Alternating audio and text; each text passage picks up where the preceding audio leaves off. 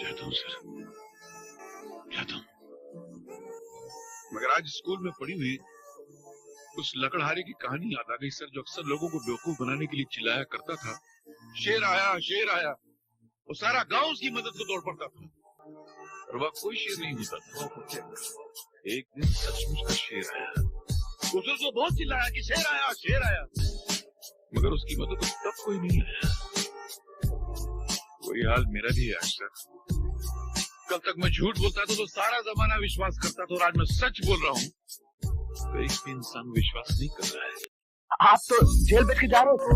अरे सब इन लोगों का प्लान था, मुझे सबूत के साथ पकड़ना चाहते थे। मुझे पहले खुद बाहर जाने दिया और फिर तमाम नकली कागजात के साथ रंगे हाथों पकड़ लिया। इस दुनिया के अंदर इंसान कितना भी बड़ा मुजरिम क्यों ना हो, कितना भी चालाक क्यों ना हो, जुर्म करके कभी बच नहीं सकता।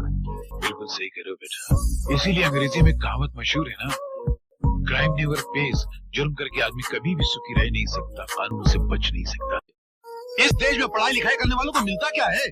सारी जिंदगी माँ बाप की दौलत और मेहनत को बर्बाद करके लड़के डिग्री हासिल करते हैं, उसके बाद नौकरी के लिए ठोकरे खाते फिरते हैं। आधी जिंदगी पढ़ाई में गुजर जाती है, आधी जिंदगी ठोकरे खाने में गुजर जाती है। तो क्या फायदा ऐसा पढ़ाई हासिल करके? उल्टा पढ़ाई लिखाई हासिल करने के बाद मेहनत मजदूरी करते हुए शर्म आती है, क्योंकि दिमाग की दीवार पर डिग्री की छाप लगा। वैसे भी आज के जमाने में कौन पढ़ाई लिखाई करके साधु संत बन जाता है? सभी बेईमान बनते हैं, पढ़ाई लिखाई करके बेईमानी के नए नए तरीके निकालते हैं। माजी जी एक बात बताऊं, आजकल के जमाने में उसी बच्चे को पढ़ना चाहिए जिसके बाप के पास दौलत का ढेर लगा हुआ, ताकि पढ़ाई लिखाई पूरी करके अपने बाप की कुर्सी पर जाके बैठ जाए और पढ़े लिखे डिग्री वाले नौजवानों को अपना गुलाम बनाकर उन पर हुकूमत करे। इसीलिए मैं अपने बेटे को अपनी यूनिवर्सिटी में पढ़ा रहा हूँ, ताकि ये बड़ा होकर किसी की नौकरी नहीं करेगा, अपना बिजनेस अपना कारोबार खुद करेगा, अपने दिमाग के बल पर, अपनी उंगलियों के औसत। क्या माँ, गाली तो गरम गरम दे रही हो, चावल बासी दे रही हो। ऐसा चावल चूहे नहीं खाते, तुम मेरे को खिला रही हो। अरे चाचा, तू कहीं का महाराजा नहीं, भिखारी है भिखारी। तो क्या हुआ, इस संसार को चलाने के लिए राजा और भिखारी दोनों जरूरी है। राजा टैक्स लेता है तो भिखारी भीख लेता है, राजा महल में राज करता है तो भिखारी तुम्हारे दरवाजे पे आके फरियाद करता है, राजा इंसाफ करता है तो भिखारी बासी खाना साफ करता है। तुम्हारे दरवाजे पे आके अगर मैं भीख मांगता हूँ ना, तो तुम मेरे पे एहसान नहीं करते हो, मैं एहसान करता हूँ। अरे साला इस संसार में कौन भिखारी नहीं है, सब भिखारी हैं। हम पेट के भूखे रोटी के पीछे भागते हैं, इसलिए रोटी की भिखारी हैं। ये साले दौलत के चाहने वाले दौलत के भूखे हैं, इसलिए दौलत के पीछे भागते हैं, दौलत के भिखारी हैं। ये कुर्सी को चाहने वाले वोटों के पीछे भागते हैं, क्योंकि ये वोटों के भिखारी है। अपने मन से देखो तो इस संसार में हर इंसान हर घड़ी किसी न किसी चीज के पीछे भागता रहता है। हर इंसान किसी न किसी चीज का भिखारी है। उसका कितना है कि कोई भिखारी जिसकी तकदीर अच्छी होती है वो अच्छाई बटोर लेता है, और जिसकी तकदीर खराब होती है वो बुराई बटोर लेता है। तो ड्यूटी वाले बाबू जरा एक बात तो बताना, क्या? पिछले महीने मंत्री महोदय जब दौरे पे निकले थे तो कदम कदम पे उनकी रक्षा के लिए पुलिस फोर्स वाले खड़े थे, और तुम जनता का जोखम लेके निकलते हो, पैसे लेके निकलते हो। पुलिस फोर्स तो एक तरफ, एक सूखा मरा हुआ हवलदार भी तुम्हारे साथ नहीं है। मंत्री महोदय तो बैल की तरह मुस्टंडे हैं, और तुम सूखे मुरझाए हुए खजूर के पत्ते की तरह हो। क्या ये सरकार की बेईमानी नहीं? जहाँ तक मेरे कंजूस होने का संबंध है, मैं इस लफ्ज़ से बुरा नहीं मानता, लेकिन मैं आपसे पूछता हूँ, एक माँ जिसके कई बच्चे हों और आप जाकर उस माँ से उसका एक बच्चा मांगे, वो माँ अपना बच्चा आपको देगी? कभी नहीं देगी। इसी तरह मैं भी अपनी मेहनत से कमाए हुए अपने एक एक पैसे को अपनी औलाद समझता हूँ। अगर वो माँ अपना बच्चा नहीं देगी तो मैं भी अपना बच्चा आपको मुफ्त में नहीं दूंगा। अगर वो माँ कंजूस है तो मैं भी कंजूस हूँ, और मुझे अपने कंजूस होने पर फख्र है। ऐसी शर्मिंदगी नहीं, बच्चे ही है, ऐसे निकाला जाता है। हाँ जी, स्विमिंग पूल बनाएंगे। दोस्तों, आज के इन बच्चों को स्विमिंग पूल से ज्यादा रोटी की जरूरत है, यतन ढांकने के लिए कपड़े की जरूरत है, घर छुपाने के लिए छत की जरूरत है, और कल किसी चौराहे पर खड़े होकर भीख न मांगे, अपना भविष्य अपने हाथों बनाए, उसके लिए शिक्षा की जरूरत है। वही ऐसा कुछ तो कर नहीं रहे, स्विमिंग पूल बना रहे। क्या पूरी कौम को डुबाओगे स्विमिंग पूल में?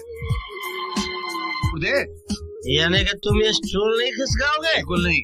एक काम करो। अरे फिर काम करो।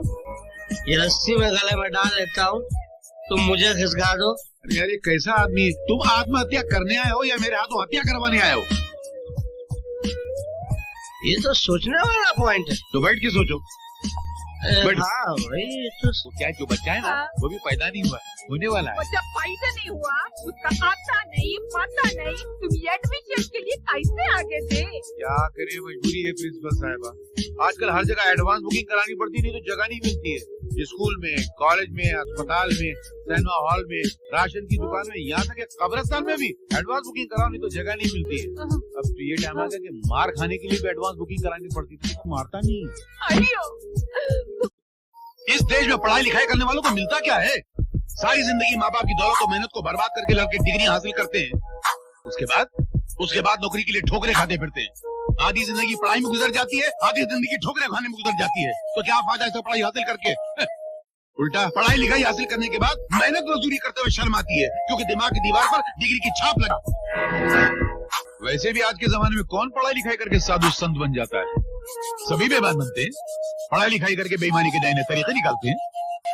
माजी जी एक बात बताऊं, आजकल के जमाने में उसी बच्चे को पढ़ना चाहिए जिसके बाप के पास दौलत का ढेर लगा हुआ, ताकि पढ़ाई लिखाई पूरी करके अपने बाप की कुर्सी पर जाके बैठ जाए और पढ़े लिखे डिग्री वाले नौजवानों को अपना गुलाम बनाकर उन पर हुकूमत करे। इसीलिए मैं अपने बेटे को अपनी यूनिवर्सिटी में पढ़ा रहा हूँ, ताकि बड़ा होकर किसी की नौकरी नहीं करेगा, अपना बिजनेस, अपना कारोबार खुद करेगा, अपने दिमाग के बल पर अपनी उंगलियों की औसत। सब गैर कानूनी धंधा करने वालों के खिलाफ बेधड़क लिखता। अरे तो लिखता होगा, हमसे क्या लेना देना है? हम तो बहुत शरीफ आदमी हूँ, और हम कहाँ है मालूम? RDU मतलब रिक्शा ड्राइवर यूनियन का लीडर हूँ। इसके अलावा HGU मतलब हाथ गाड़ी की जो यूनियन है उसका भी लीडर हूँ। कोई मामूली आदमी नहीं हूँ। और तुम जानते हो मैं कौन हूँ? अरे कलेक्टर और का हूँ। हमारे जो दिले पोरट खोली थोड़ी ना है तुम्हारे पास। इस जिले का हर दरख्त हर खेत। कई दिनों से आप चटनी रोटी ही खा रहे हैं। कहते हैं चादर जितनी बड़ी हो इंसान को पैर उतनी ही फैलानी चाहिए, मगर मेरी तो चादर ही छिन गई है। अब मुझे सारी जिंदगी पैर सुखेड़ के सोना होगा। ऐसा मत बोलिए बाबूजी। हाँ बेटी, मैं अपने हिस्से का खाने से ऊपर तो धो कर पहनता था। आज तक इसमें से उसकी मेहनत की खुशबू आती है। ये है मेरा काला धन, ये है मेरा काला धन जिसकी मैं पूजा करता हूँ। ये मेरी दौलत है। अगर बांटना है ये बांट लो। आगे बढ़ो ना आगे। हिम्मत